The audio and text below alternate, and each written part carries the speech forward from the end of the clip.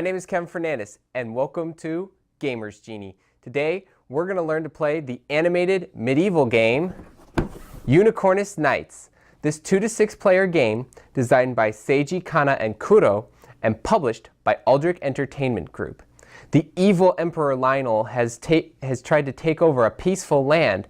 It is up to the courageous princess to try to defeat him and reclaim her land and rescue her father. As her most trusted advisors, it is your job to make sure that she gets there in one piece. Can you guide her in the right direction and defeat the evil emperor? Or will his forces viciously murder her and rule the kingdom for all eternity? Let's go to the table and find out as we learn to play Unicornus Knights. Each player chooses a character and places the associated character in front of them.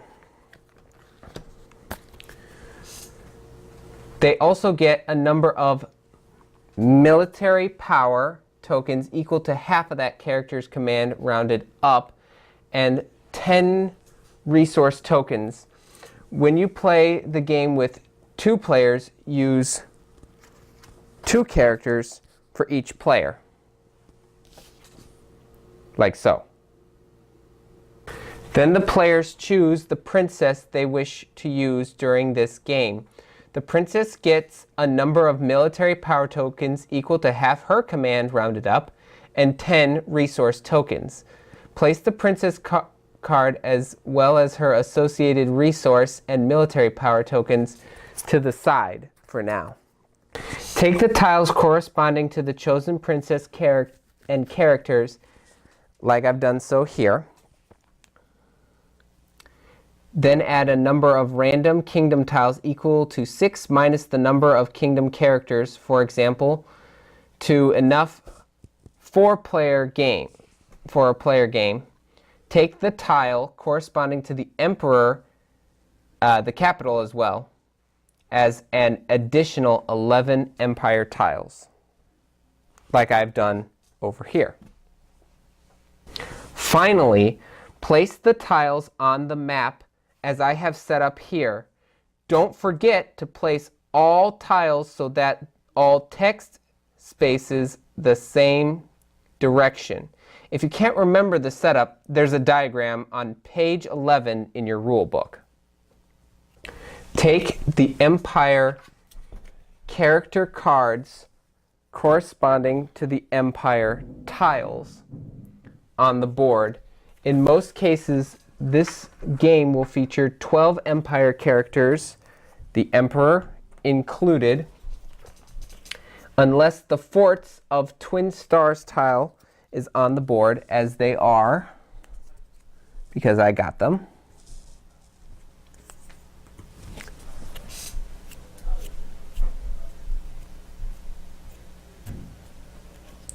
That tile has 2 characters associated with it. Place them so the player can look at them easily. And I'm placing the characters on the villain characters on the board as we speak. And I'm just going to, they have stands, but I'm going to keep them lying face up like this so they're easy for you at home to see and we don't have an issue with all this. Place the appropriate number of military power tokens on spaces that have the Empire power icon. Then place the participating character standees on their respective tiles in the starting location. You can see the character illustrations on the tiles. Don't put character markers on the board for any characters not used in the game. So, like this character goes here, and every other character that I have placed is on their corresponding tile space. Each tile is called an area. If you see the word area in a statement, it means all 7 spaces on a given tile. Shuffle the fate cards to create a face down fate deck, and we're going to place that right there. Shuffle the event cards separately by power, then select 3 ones, 3 2s, and 4 3s. And create a deck face down where the 1s are on top and the 3s are on the bottom of the deck. This is the event deck. Shuffle the support cards and deal 1 to each player, and place the rest face down in a support deck. Take care not to show your hand to other players. You are not allowed to reveal information from your hand to other players. Place the various tokens within easy reach. Determine the starting player in any suitable order. The starting player manages the actions of the princess. They receive the princess character card as well as her resources and military power token. And that completes the setup. The game is divided into rounds, and the goal of the game is to win within 10 rounds. Each round has the following steps in order. Number 1, the start round. Number 2, event step. Number 3, player step. Number 4, the princess step. And number 5, the enemy step. And last but not least, number 6, end round. Some characters have start of round effect. They take place now. If several characters have a start round effect, players are free to choose the order in which they occur. Draw 1 event card from the deck and resolve its effects. Place the card beside the event deck. Nope, gotta move these over, so that you can check it at all times. The effects of an event card normally lasts for 1 round. That is until the new event card is revealed. However, some event cards have ongoing effects. These effects last the duration of the game. Once they are resolved, To keep track of ongoing effects, place such cards face up to the side of the event deck in a second pile. There are only 10 event cards, as the game will finish after the 10th round. Starting with the starting player and proceeding clockwise around the table, each player takes their turn. Characters you have at the start of your turn powers will resolve when it is that player's turn. When you play the game with 2 players, each player alternates 1 character at a time. The player can choose which character is used for each turn. Once that is chosen, though, you have to keep sticking to that one. After all players finish their turns, the princess begins to act. Her behavior is decided automatically, following these rules. The starting player manages the princess, and if players disagree on what should be done, the starting player shall decide. The princess has 3 actions regardless of the number of players. She may only collect and move. The princess' preferred action is move, by trying to move to an adjacent space that is closer to the capital. So here she is right here, and she would just move right there. I will also add our guarding players as well, because it's a little... The princess cannot move onto a space containing another player character. If there is a choice of several spaces to move, the princess will always choose the one with the lower movement cost. If the cost is the same, the player may choose the route the princess takes. The princess will not avoid a fight. Even if it's one she will clearly lose. One of the spaces the princess intends to move onto is occupied by a player character. So right here. Put it right here. So she will go to the other space automatically. If the princess doesn't have enough resources to move, then she collects instead. If the princess cannot go to a closer space, she will try to go around and make a new route. If she cannot, she collects instead. If she moves onto a space with an enemy, a battle occurs. Princess battles follow special rules, but we'll talk about that later. Once the princess has done her 3 actions, the game proceeds to the enemy step. Enemies act according to the following principles. All enemies are considered to act at the same time. Therefore, it's best to resolve any movement first, then anything that follows. All parts of an enemy unit move together, so characters and military power tokens never separate when moving.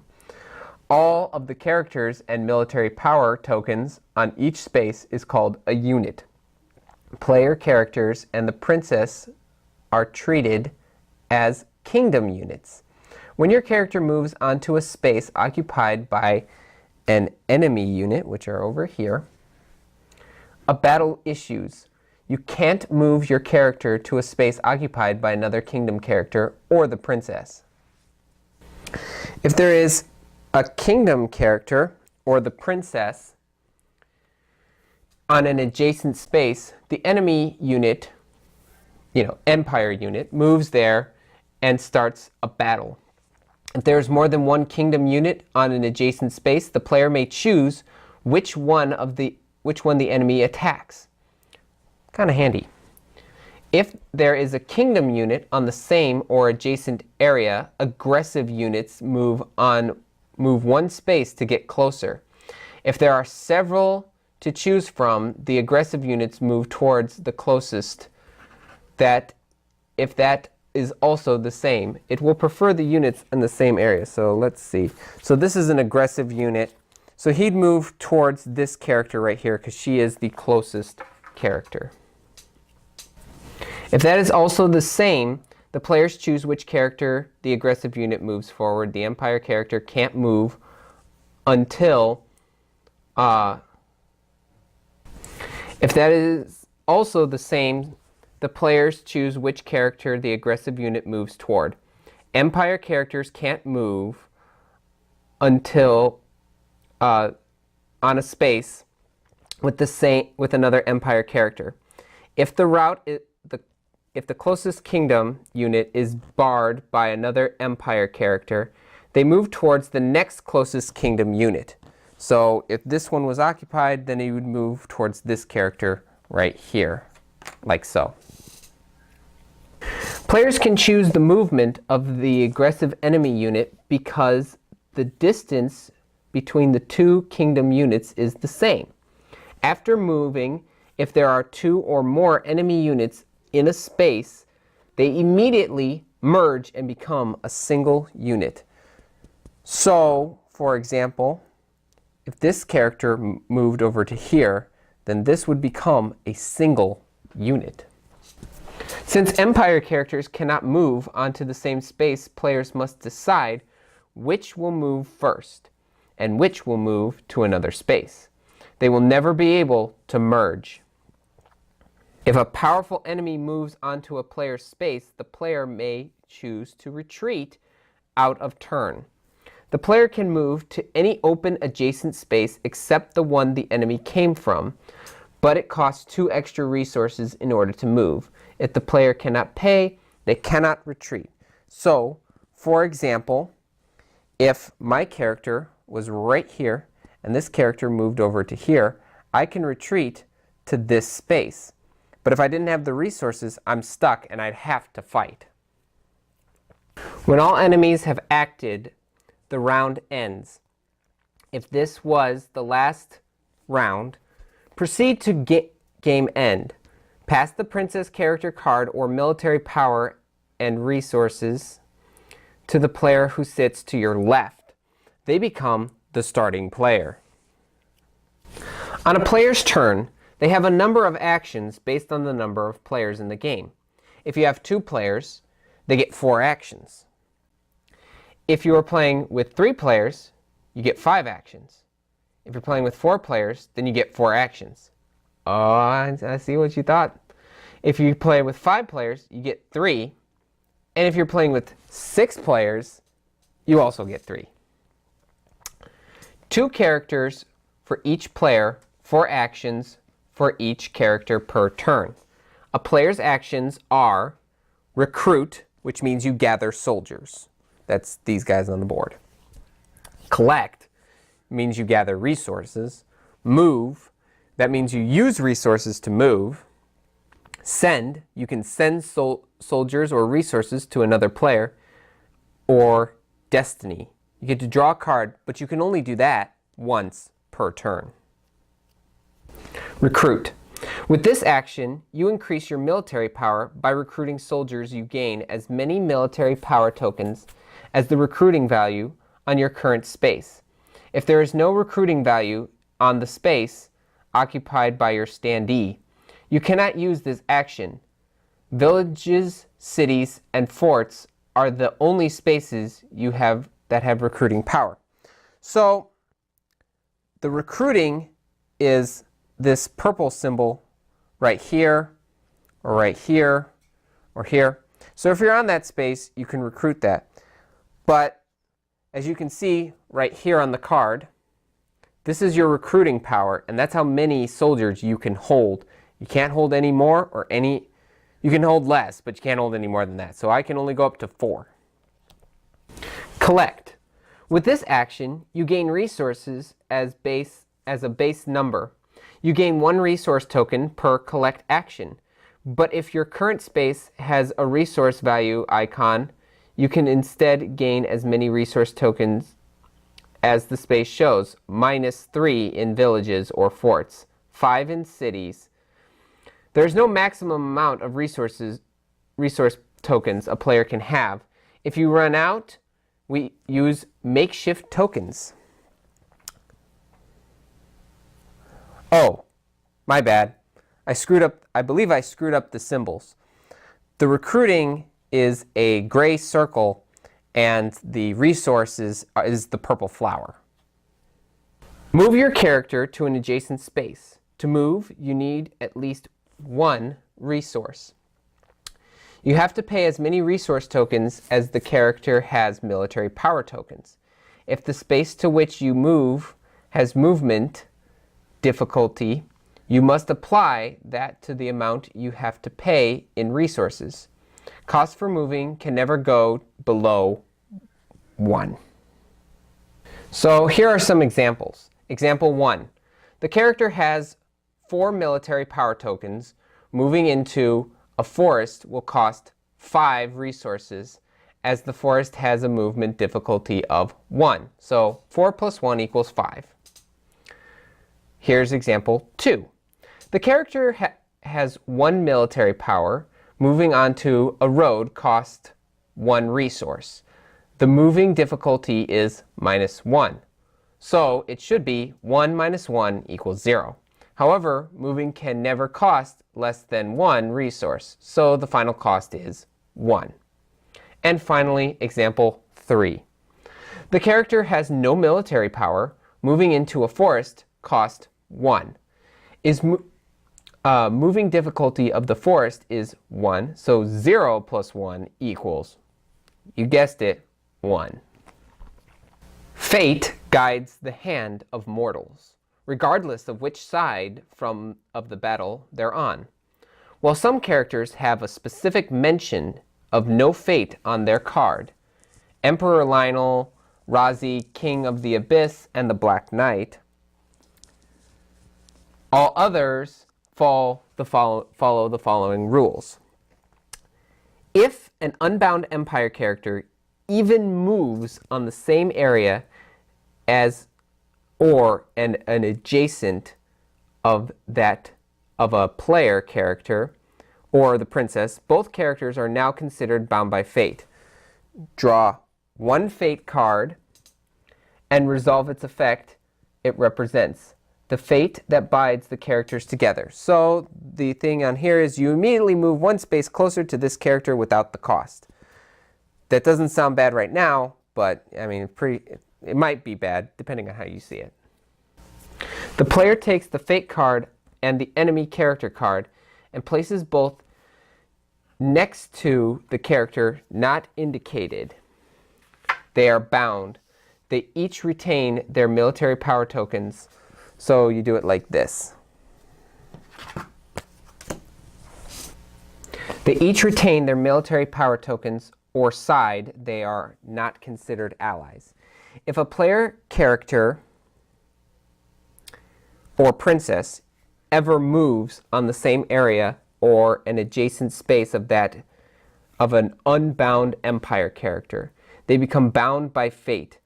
While empire characters can only be bound by fate once, the player character and the princess can be bound by fate with multiple enemies. So if you didn't see my example, it looks like this.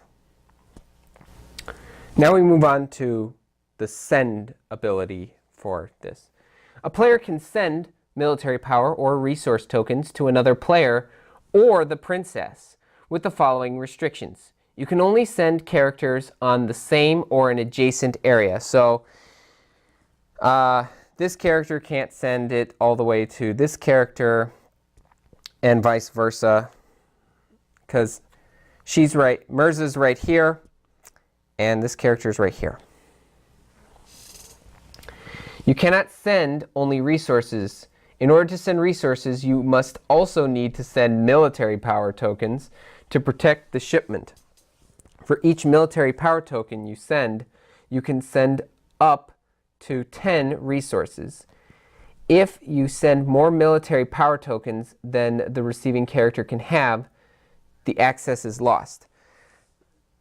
However, I have been brought to light that if you send military power to the princess, then so for example, if I send one military and to guard this 3 resources to the princess, she can actually take the resource and place it on her card like so, and then send the military man back home, because giving him a good pat on the back and well done. Draw a card from the support deck and add it to your hand. This can only be done once per turn. Important: you cannot reveal information about what card you have in your hand. On their turn, a player may draw support cards and use special powers as many times as they like. This does not count as actions except in special cases. Play the card and resolve its effect. Unless the card has an ongoing effect, it is discarded after you use it. That one had you just gain a military. There's another one I drew earlier. This has an ongoing effect, so that's actually perfect. You can add 1 battle die when you're attacking, and this stays in play the whole game. So we're just going to place that right there to demonstrate that. Most cards don't count as an action, though some powerful support cards do count as an action. They will say so on their effect. Some of the support cards read during battle. They can be used out of turn if your character is drawn into battle. You can only use them for yourself, though. You can also use the special powers of your character. Any cost of using the power, life resources, actions, etc., are noted in red. So that would be down here. Some of the special powers read during battle. These can only be used during battle, like some support cards. These can be used out of turn. Some abilities don't have cost. They are called passive abilities and are always in effect. You don't have to declare when you're using these. They are always in effect, even out of turn. So this character I usually play as, he does have an ability that we were just talking about. So you always add 3 battle dice when attacking every time. When your turn is finished, you must discard down to 7 cards. Then the player to your left takes their turn. When all players have finished their turns, it is the princess's turn. Whenever a kingdom character and an enemy unit or character end up on the same space, regardless of a reason, a battle occurs. the side that moved is the attacker, and the side that was moved onto is the defender. If a battle occurs at several places at the same time, the player chooses the order they are resolved. Each player has two main steps. Number 1, roll dice and apply damage. Number 2, extra movement. Players will roll as many dice as they have military power. However, if the space in which they battle has a defense value, the number of dice will change. The dice are rolled and the result is determined using the character's relevant diagram. So these are the dice. Example, a character has 4 military power, like here. If it moves onto a space that has a defense value of 1, the number of dice will be 4 minus 1 equals 3. However, like I said, my character has an ability where I can add 3. So then you add 3. There's a lot of math in this game if you haven't noticed yet. When you refer to the combat table on your character, the results will be a hit, or miss, or loss. So what they're talking about is down here. This is your combat table. So I get a hit if I roll a 3, a 4, a 5, or a 6. Pretty good. I get a miss in battle when I roll a 2, and I also get a miss if I roll a 1, and that causes damage actually if I roll a 1. In defense, it's a different rule. So if I roll a 5 or a 6, I get it. If I roll a 3 or a 4, I'm successful. And if I roll a 1 or a 2, I get damage. So as I said earlier, a hit, enemy takes 1 damage for every hit. A miss, nothing happens. On a miss and loss, that's the last one, you take 1 damage for every loss. These die results should be applied to the enemy unit according to the following rules. Each die is allocated to either a character or military power token. However, all military power tokens must have a die allocated before you can allocate dice to another character. A character can have any number of dice allocated to it. Each military power token or point of military power of the enemy character that has no die assigned to it will automatically deal damage. For example, if you assigned 2 dice to a unit with 3 military power, it will deal 1 damage as one of the military powers was left free. The player does not have to assign all dice. Typically, you don't assign surplus lost dice. However, as said before, all military power tokens in enemy character military power with no assigned die will inflict the player 1 damage. After assigning all dice, count the damage done to both sides. A hit on a military power removes that token, while a hit on an enemy character deals 1 damage. Each loss result, or as I explained before, no die assigned, will deal 1 damage to the player. Damage done to the player characters can either be treated as a loss of 1 life, the character takes a damage, or by discarding 1 military power token belonging to that character. Damage done to the character is kept track of by damage tokens, this right here. The player can choose whether the player character or princess, if she is in battle, should take the damage, or if the military power should. You cannot assign damage to kill a character while there is still military power tokens that could take the damage. If the defender is completely annihilated, the attacker remains on the space. However, if the defender has character, life, or military power, the movement fails and the attacker goes back to the space from where they came. This is retreat free, but any resources used for the attacking movement are not returned. If several Empire units attack the same space, they will count as having merged, and if the defender survives, the attackers will retreat together to any of the ongoing spaces. The player chooses freely. If another enemy character has already moved onto a space where the attacking enemy character came from, the retreating enemy character moves to any other eligible space adjacent to the battle. So if this was the attacking character and she starts to lose, she's going to retreat. Some abilities or support cards affect the number of battle dice, or the result of battle. Observe.